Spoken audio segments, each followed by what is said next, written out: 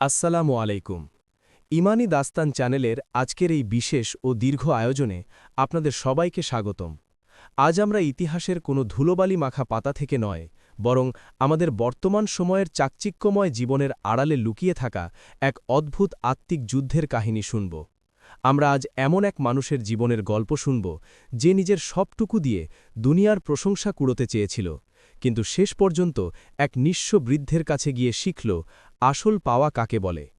আজকের এই কাহিনীটি আমাদের প্রত্যেকের অন্তরের গভীরে লুকিয়ে থাকা সেই রিয়া বা লৌকিকতার ব্যাধিকে আঘাত করবে এবং আমাদের শেখাবে কিভাবে আল্লাহর সাথে এক গোপন ও নিবিড় সম্পর্ক গড়ে তুলতে হয়। আজকের এই দীর্ঘ দাস্তানটি কেবল একটি শ্রবণ সুখকর গল্প নয়, এটি আপনার জীবনের মোড় ঘুরিয়ে দেওয়ার মতো এক আধ্যাত্মিক পাথেয়।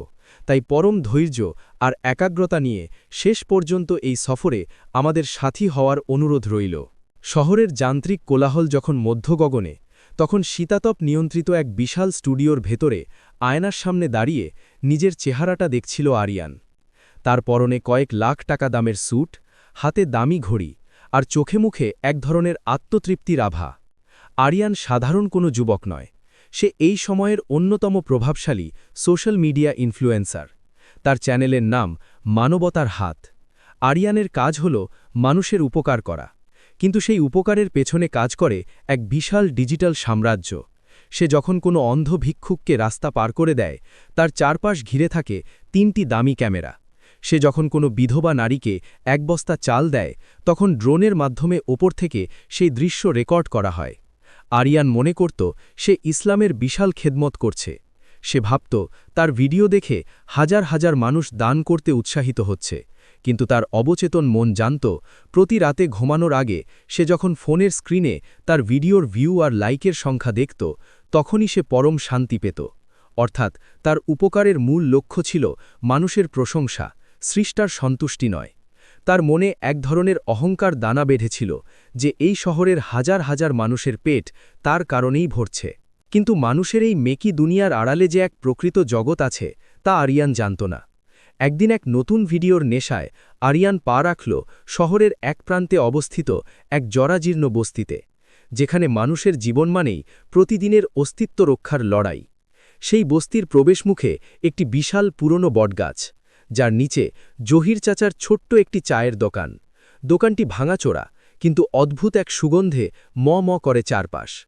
জহির চাচা একজন বৃদ্ধ মানুষ, যার পিঠ কিছুটা কুঁজো হয়ে গেছে, কিন্তু তার চোখের চাহিনিতে এমন এক অদ্ভুত জ্যোতি আছে যা আরিয়ানের মতো দামি চশমা পরা মানুষের চোখে ছিল না।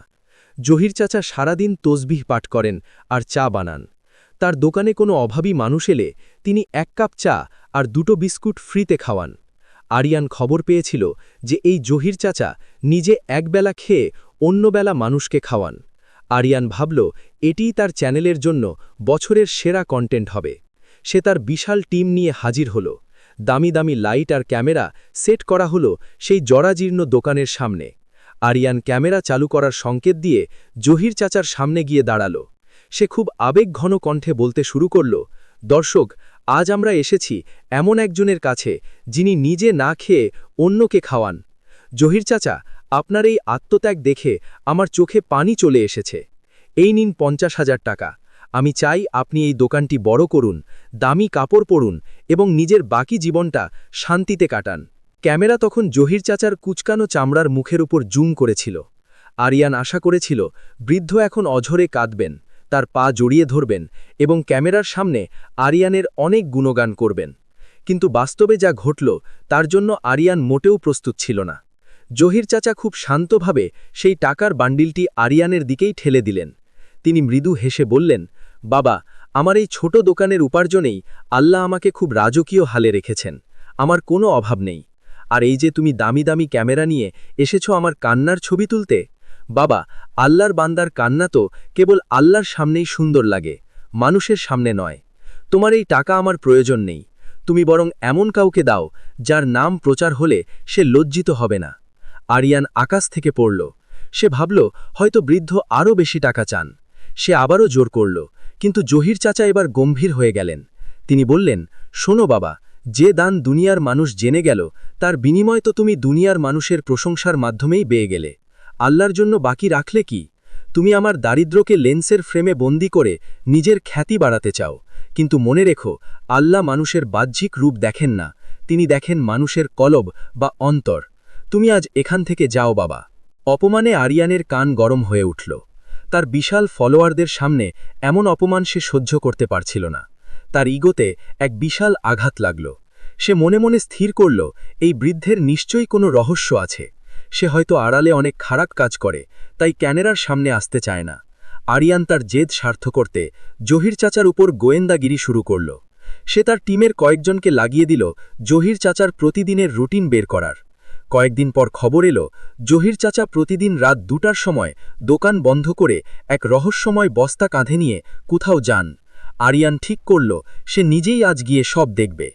এক ভয়াবহ ঝড়ো বৃষ্টির রাতে যখন সারা শহর ঘুমে আচ্ছন্ন, আরিয়ান একটি কালো রেইনকোট পরে জহির চাচার দোকানের পেছনের গলিতে ওত পেরে বসে রইল।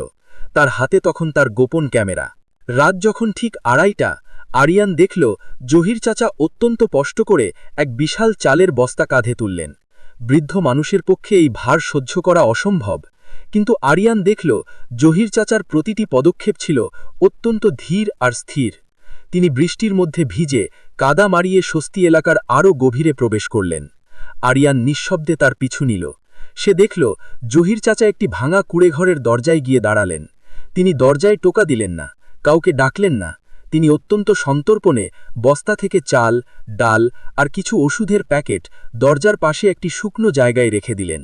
এরপর তিনি বৃষ্টির শব্দের আড়ালে নিজের পায়ের আওয়াজ লুকিয়ে দ্রুত সেখান থেকে সরে গেলেন। আরিয়ান অবাক হয়ে দাঁড়িয়ে রইল। সে দেখল জহির চাচা একের পর এক প্রায় 15টি বাড়িতে এভাবে খাবার পৌঁছে দিলেন। কোনো বাড়িতে কোনো বিধবা মা তার সন্তানদের নিয়ে ঘুমাচ্ছিল, কোনো বাড়িতে কোনো পঙ্গু বাবা ওষুধের অভাবে ধুঁকছিল। জহির চাচা কারো সাথে একটি কথাও বললেন না। তিনি এমনভাবে দান করছিলেন যেন ডান হাত যা দিচ্ছে বাম হাতও যেন তা টের না পায়। আরিয়ান তার ক্যামেরা দিয়ে সব রেকর্ড করছিল, কিন্তু হঠাৎ তার মনে হলো সে কি করছে। সে কি এই মহান কাজটিকেও আবার তার ভিউ পাওয়ার যন্ত্র হিসেবে ব্যবহার করবে? আরিয়ানের হাত কেঁপে উঠল। জহির চাচার সেই নুরানি চেহারা আর বৃষ্টির মধ্যে বৃদ্ধ হাড়ের লড়াই দেখে আরিয়ানের মনে হল সে এতদিন যা করেছিল তা ছিল আসলে নিজের আত্মার উপর করা এক বড় অত্যাচার।